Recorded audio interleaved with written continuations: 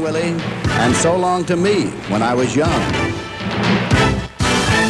Willie Mack is coming up. It is going, gone! I came up at a time when all of the great names were still playing. McCovey said today that he is retiring. It's not a sad day. Here comes McCovey. McCovey at the plate. Listen to the ovation for McCovey. Along the way, you kind of prepare yourself for this day. One never ever forgets the roar of the crowd. He'll hear it the rest of his life. And if you'll listen closely, so will you.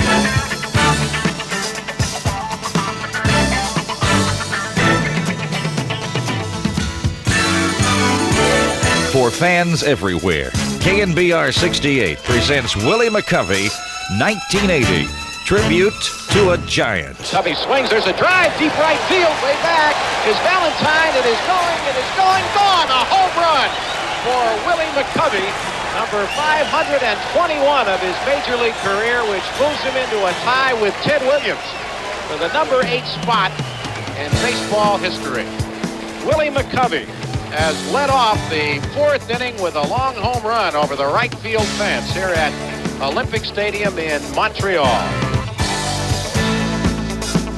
And from the very beginning, it was obvious that number 44, Willie McCovey, was somebody special. Here you were, I guess, barely 22 years old in your first major league season, and you hit 13 home runs, but you hit them. I see names on here like Warren Spahn, Sandy Koufax, Bob Buell. These are not just easy pickings. Well, that's right. Those guys you just named is among the all-time greats, and that's one of the things that was so great about my career, and the fact that I have played this long. I came up at a time when all of the great names were still playing, like the Warren Spahns and the Bob Buells, and the guy that I broke in against, Robin Roberts. All these guys are Hall of Famers. From July 30th, 1959, 521 home runs, plus countless thrills. 21 years of giving baseball is all. And for us, came a sad day, June the 22nd, 1980. The big news here at Candlestick today was the announcement of the retirement of all-time great Giant Willie McCovey. That means, of course, Willie, that that's a little while off, and in the meantime, you're going to be here available and hope to help the Giants win some baseball games. Well, that's right. That's because that's the reason why today is not a sad day for me, because I will be around a few more games, and it's possible I will get a few more at-bats, and who knows what might happen. So, like you say, it's not a sad day, and it's possible that I can win a few more games before it's over. Here comes McCovey. Willie Mack is coming up. Listen to the ovation for McCovey.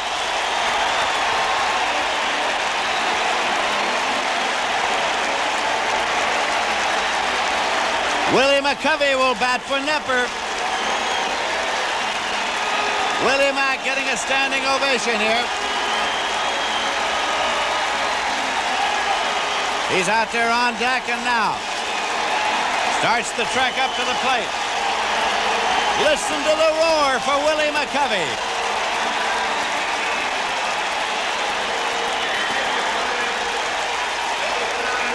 Now he's being announced. And another roar in response to the announcement. Up here with 2 men out, a runner at first, score tie. Swung on and hit into the alley in right center field. A base hit going all the way to the wall. Then he's sitting around third. He's coming home. There is the relay to Lopes, no throw, and the ball game is over. McCovey with a double and a run batted in, and the Giants have won it. The congratulations are all for McCovey. The Giants are mobbing Willie Mack, who delivered a double to drive in the winning run. Willie McCovey with the Giants all around him, coming across the first baseline, heading back toward the dugout, and this crowd is on its feet as one in a salute to Willie McCovey. This crowd is still on its feet. They'll want an acknowledgement from Willie McCovey, I am sure. The Dodgers are headed reluctantly down toward the runway in the right field corner. Fans still on their feet, applauding Willie McCovey, who appeared as a pinch hitter in the closing days of his career, and delivered a ringing double to right center field that scored Rennie Stennett with a winning run from first base. And the chant of "We Want Willie." The crowd and the chant of "We Want Willie." Apparently McCovey has gone all the way back to the locker room to get a brief respite between games of the doubleheader. The crowd still on its feet, peering down toward the dugout. And they've started to chant again of "We Want Willie." But there's no sign of Willie so far. The chant still of "We Want Willie. We want Willie." So we're going to hold on here just a moment. In the event that he does, decide to acknowledge the chant of "We Want Willie," I'm sure that in order to do that, he'd have to come from the locker room all the way down from that right field corner where it's located to the dugout. Photographers are poised down there in the event that he comes out. They don't want to miss that.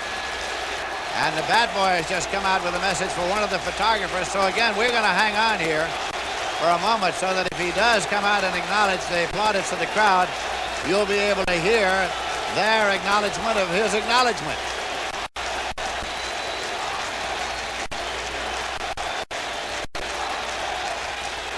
Members of the crowd still chanting "We Want Willie." He was mobbed by the Giants after he had pulled up at second base. And here comes Willie McCovey, holding his cap in his hand. McCovey in front of the dugout. Listen to the roar.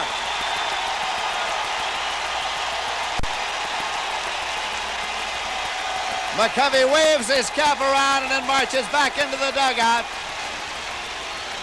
And so, once again, he has received the affectionate plaudits of the crowd here at Candlestick Park. Then, July 3rd, 1980. Willie's last day in a Giant uniform at home. Lindsey Nelson, beneath Candlestick Park, and the loving fans who came to see him play that one last time. Lindsey Nelson in the Giants locker room, who put into eloquent words what we all felt. This is Thursday, July 3rd, and it's a day that Willie McCovey always knew would come, but he never knew when. It's the day he puts on the San Francisco Giants home uniform for the last time. He'll be with the Giants in Los Angeles for 3 games tomorrow, Saturday, Sunday. In fact, the mayor of Los Angeles has declared Saturday Willie McCovey Day in honor of the great Giants first baseman. He'll hear the roar of the crowd in Los Angeles, and he'll hear it when he's introduced at the All-Star game. Crowds will salute Willie McCovey from time to time the rest of his life. But today is different. Today is the last time he'll hear the waves of adulation poured down from fans who mix their cheers with pure love. It's a sound that some great athletes never hear. Oh, they hear the roar of the crowd, but sometimes it's a roar of appreciation, a roar of respect, a roar of recognition. But what Willie McCovey hears today will be the roar of love. It's pure gold. It's rare. It's addictive. And from time to time, the rest of his life, wherever he goes, whatever he does, there'll be times when Willie McCovey will hear in the increasingly distant past the roar of the fans, his Giant fans at Candlestick Park in San Francisco. The last day he ever played here, today. In a very little while now, Willie McCovey will move that long, lithe body from that locker toward that double swinging door on the far side of the room. It leads to the tunnel connecting the locker room with the dugout. He'll walk that distance of about 100 yards, his baseball metal spikes rapping out regular rasping sounds as they strike the concrete floor. Willie McCovey has made that trip literally thousands of times, but this will be the last time he makes the trip as a baseball player in a Giants home uniform. And here is Willie McCovey with a runner at third, nobody out.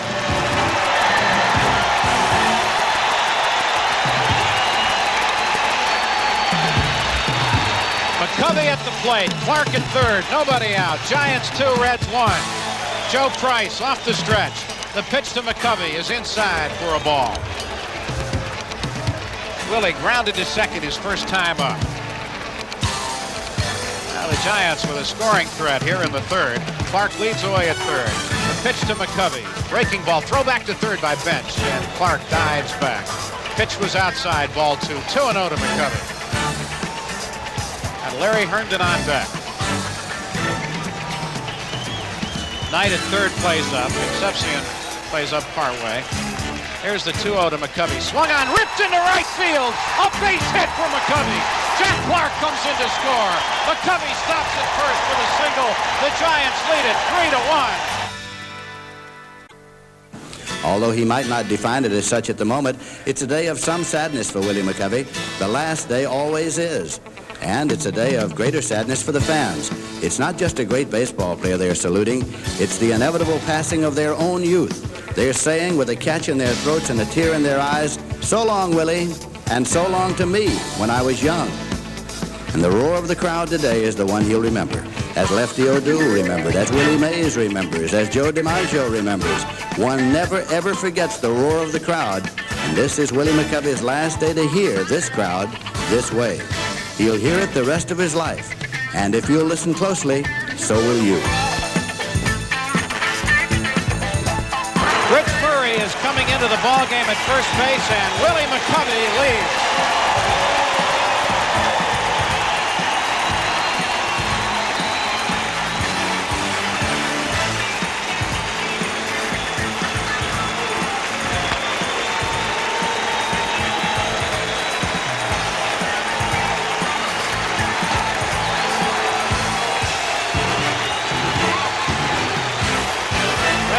Gesture full of great symbolism. Rich Murray has gone in to play first base, and Willie McCovey leaves the field. He comes out to face the crowd, take one last bow here at Candlestick Park as we go to the 8th inning, and here's Vincent. All right, Hank. Willie McCovey went to his position at first base and went around into each of the infielders and shook hands with each of the infielders as he was informed that Rich Murray was coming in, and then he went back into the dugout, was met by the manager, Dave Bristol. Other ball players there went into the dugout, and then the fans called him back, both hands over his head. He acknowledged the plaudits. The last roar here at Candlestick for Willie McCovey. Then, July 6th, 1980, Dodger Stadium, as Willie McCovey puts on a Giants uniform for the last time. Your final day in uniform will be in a game against the Dodgers. That thought enters my mind.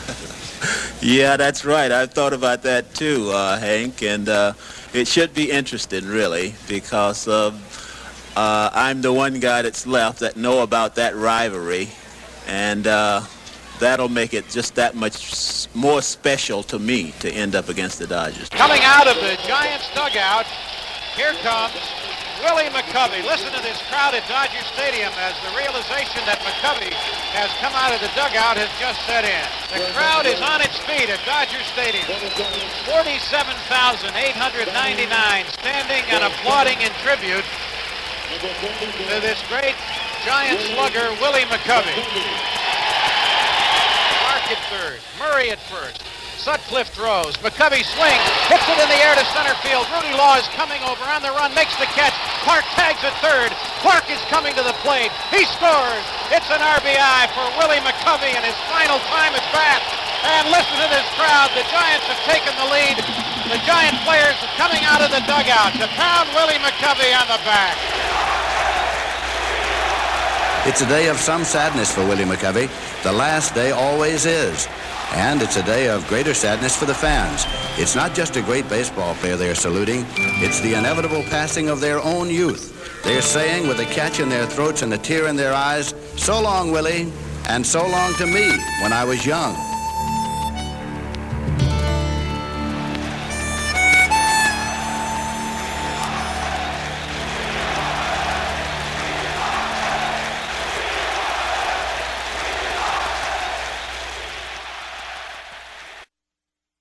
KNBR 68, reminiscing in the Little River Band, and reminiscing is a perfect song because one of my heroes, and I'm certainly one of yours, is right here in the studio with me now. Willie McCovey, how you doing? I'm doing fine, Ron. It's such a great treat to have you here. I got to ask you, right off the bat. I saw you do some color with Gary Park on Channel 2 this year for the Giants, and it, I think, added a lot to the telecast. Do you enjoy that? You really have fun I with really enjoyed it very much, as a matter of fact. And at the time, I thought I might be doing that all season.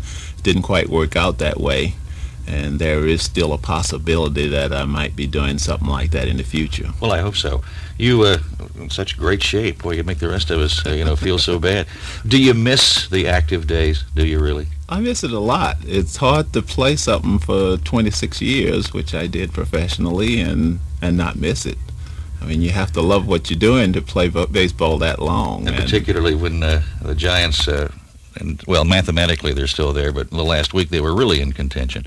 That's right. And you would have been such a great help to them, I think. Well, they had a great second half, and thanks to this track that there was a second season, and because we all know that's why they was running in the Rays, although they was hot, and I'm not sure what the overall record were, but I'm sure they even played over 500 ball overall this year after such a great second half. But like you say, they're still mathematically in there, and anything can happen, but things are a little dim right now.